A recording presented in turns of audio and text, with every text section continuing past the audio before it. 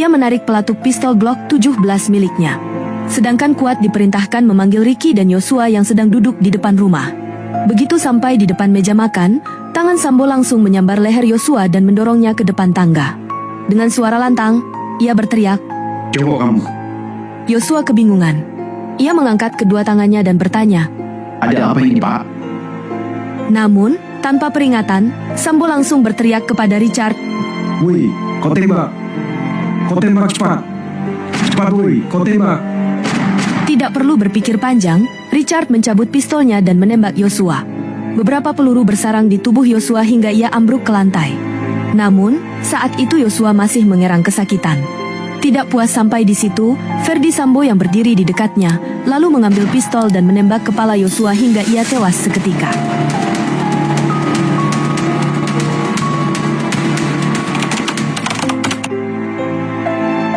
Setelah memastikan Yosua tewas, Sambo mulai menjalankan skenario yang telah disusunnya. Ia menembakkan pistol milik Yosua ke dinding beberapa kali, menciptakan ilusi bahwa telah terjadi baku tembak.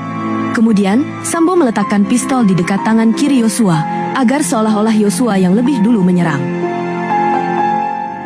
Adzan yang mendengar suara tembakan dari dalam rumah bergegas lari sambil mencabut pistolnya. Tetapi sebelum sempat masuk, ia berpapasan dengan Sambo di pintu garasi, lalu keduanya masuk bersama-sama. Usai eksekusi Yosua berhasil, Sambo lalu menjemput Putri di kamarnya yang berjarak sekitar 3 meter dari jasad Yosua. Seperti tidak terjadi apapun, Putri Chandrawati dengan tenang dan acuh meninggalkan rumah dinas itu. Ia diantar Ricky menuju rumah pribadinya di Jalan Saguling 3. 2 hari kemudian, Richard, Ricky dan Kuat kembali dipanggil Sambo. Ketiganya diberi imbalan atas jasanya menghilangkan nyawa Yosua. Ricky dan Kuat masing-masing diberi uang dolar Amerika setara senilai 500 juta rupiah, sedangkan Richard diberi uang setara 1 miliar rupiah. Tetapi Sambo mengambil lagi uang tersebut. Ia berjanji uang itu akan diserahkan kembali jika kondisi sudah aman pada bulan Agustus 2022. Tidak hanya uang, ketiganya juga diberi hadiah berupa iPhone 13 Pro Max sebagai untuk mengganti handphone lama yang telah dirusak atau dihilangkan agar jejak komunikasi peristiwa pembunuhan itu tidak terdeteksi. Semua itu diberikan sebagai tanda terima kasih Sambo atas jasa mereka membantu menghilangkan nyawa korban.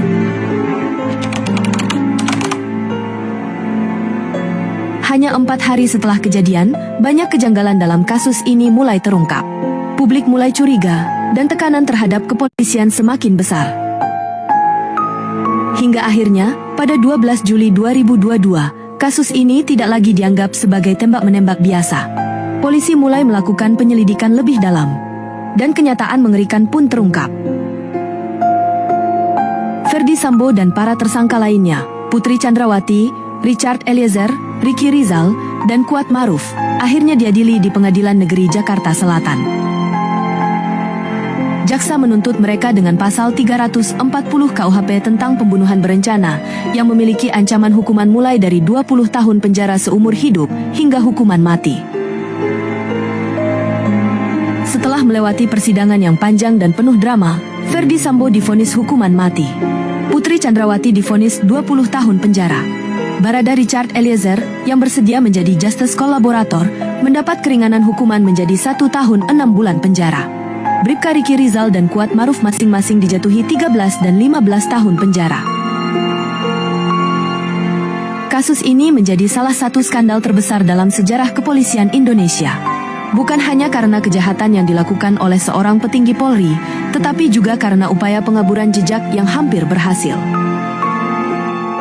Namun, Tuhan menunjukkan kuasanya hingga keadilan akhirnya terungkap. Bagaimana menurut kalian tentang kasus ini? Apakah hukuman yang diberikan sudah setimpal? Tuliskan pendapat kalian di kolom komentar di bawah. Jangan lupa like, subscribe, dan nyalakan lonceng notifikasi agar tidak ketinggalan cerita kisah nyata menarik lainnya dari Pena Kecil.